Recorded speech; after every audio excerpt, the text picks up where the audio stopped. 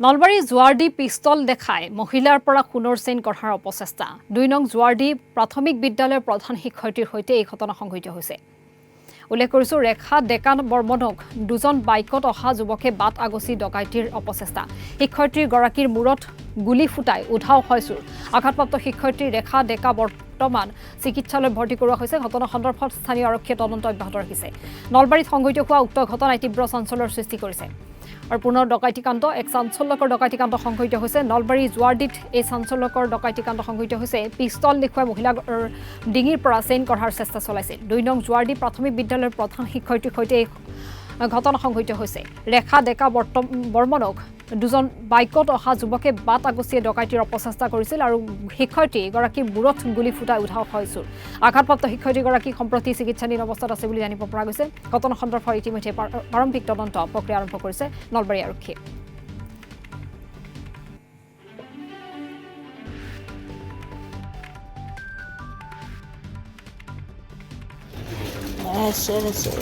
মই স্কুলত আহি আছোঁ। স্কুলত আহি থাকোঁতে মোৰ ঘৰৰ পৰাই বেছি দূৰ নহয়, ধৰি লওক হেৰি হ'ব নেকি 200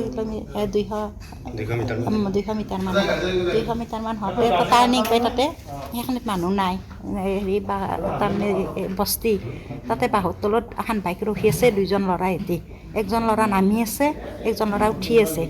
উঠি থকাজনৰ মাথাত হেলমেট আছে, এইজন নাই। তাৰপৰা মই যাই কিনে এনেকৈ তাৰে ওচৰতে এটা নৱগ্ৰহ মন্দিৰ অলপ দূৰ আছে। এনেকৈ মই নৱগ্ৰহ মন্দিৰত থিয় হৈছোঁ। কৰাৰ লগে লগে মই এনেকৈ টাৰ্ণিং লোৱাৰ লগে লগে সিহঁতে তাতে টাৰ্ণিংটোতে ৰখি আছে না। মোক কৈছে এই বাইদেউ ৰ'ব। মই ক'লোঁ কিহে সেনেকৈ ক'লোঁ। ক'ৰ লগে লগে কৈছে হেৰি আপুনি 15 আগষ্টত হেৰি 15 আগষ্টৰ দিনা জাতীয় পতাকা কিয় উত্তোলন কৰে? আমি আলফাটো আমি বন্ধ দিছোঁ নহয়, জাতীয় পতাকা উত্তোলন কৰে। আপুনি প্ৰতিবাৰে পতাকা উত্তোলন কৰিছে।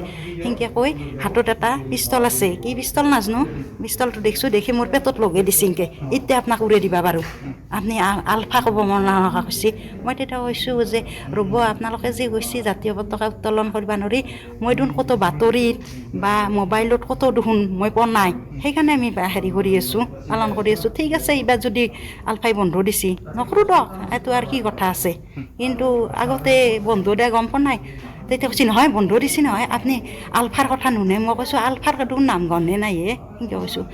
দিয়কচোন তে আপোনাৰ মই তাহাক কৈছোঁ আপোনাৰ মোবাইলটোত দেখাই দিয়কচোন ক'ত দিছে আলফাই যি বন্ধ দিছে। মইতো জানিব লাগিব, কাৰণ মই হেড টিচাৰ, মই উৰাবই লাগিব। চৰকাৰে মোক উৰাব দিছে, আপোনালোকে বন্ধ দিছে সেইটোতো নহ'ব, দেখাই দিয়কচোন। সেনেকৈ ক'লে সি মোৰ গলৰ চেইনডালত দেখি এনেহানকৈ লক্ষ্য কৰি অলপ ওচৰত দেখি আহিছে। মই কিন্তু তাক ধৰিব পাৰিছোঁ, নিশ্চয় সি মোৰ চেইনডালত টাৰ্গেট কৰিছে। লগে লগে ময়ো তাৰমানে অলপ সাজু হৈছোঁ। হেন সময়তে মোৰ ছোৱালীটোৰ ফোন আহিছে। ফোন অহাৰ লগে লগে মই মোক ফোন কৰিছে, বাইদেউ ফোন ৰিচিভ নকৰিব আপুনি। মই তেতিয়া কৈছোঁ নহয় মোৰ ছোৱালী ফোন কৰিছে, মই ফোন ৰিচিভ কৰিবই লাগিব। সেনেকৈ কৈ ফোনটো ৰিচিভ কৰিলোঁ। ৰিচিভ কৰি কিনে তাই কৈছে মা স্কুলত আহিছা বোলে? মই আহিছোঁ দে। ময়ো গ'লোঁ দে। তাইও সেইখিনিয়ে কথা কৈছে, কৈ কাটি দিলাক। কাটি দিয়াৰ লগে লগে কৈছে আপুনি ফোন বন্ধ কৰিছে না? মই কৈছোঁ বন্ধ কৰিছোঁ, কথা পাতিলোঁ বন্ধ কৰিলোঁ। তাৰে পিছত সি মোৰ ওচৰত গ'লে আহি গলত এনেকৈ চেইনডাল এনেকৈ টান মাৰিব খুজিছে। টান মাৰিব মই তাৰমানে তাক ধৰিবই পাৰিছোঁ। আৰু সি প্ৰায় 9:55-9মান বজাত তেখেতৰ ঘৰৰ পৰা প্ৰায় 200 মিটাৰমান আঁতৰত মানে অচিনাক্ত আপোনালোকে কিয় পতাকা উত্তোলন কৰে? আমি আলফাৰ পৰা আহিছোঁ, আপোনালোকে কালি পতাকা উত্তোলন কৰিব নোৱাৰে। তাক সেনেকৈ কয়। তাত বাইদেৱে কৈছে, তাত বাইদেউ সুধিলে আপোনালোকৰ দাদাই কি কৰে? কৈছে আমাৰ দাদাও শিক্ষক। কৈছে তেখেতৰ স্কুলতো পতাকা উত্তোলন কৰে নেকি? কৈছে আপোনালোকে